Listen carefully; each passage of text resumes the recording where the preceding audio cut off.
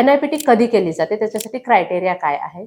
NIPT करण्यासाठी आधी NT scan जो असतो आपल्याला, तो स्ट्रक्चर वाईज नॉर्मल हवा, म्हणजे बेबी अवयवांनी नॉर्मल असायला हवं, मग NIPT केली जाते.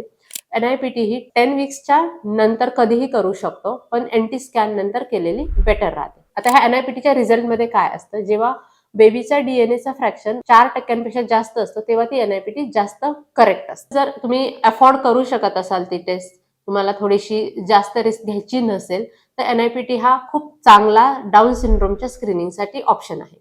आता कधी कधी काय होतं, सोनोग्राफीमध्ये जर काही शारीरिक व्यंग असतील किंवा काही स्ट्रॉंग मार्कर असतील, तेव्हा आपण NIPT ॲडवाइज करत नाही.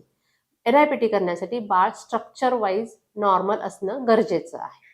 आणि काही स्ट्रॉंग मार्कर असतील तर NIPT अवॉइड केलेलं बेटर असतं. NIPT टेस्ट कधी करावी आणि खरंच करायची गरज आहे का नाही, याच्यासाठी फिटल मेडिसिनच्या डॉक्टरांचा सल्ला घेऊन केलेली कधीही चांगली.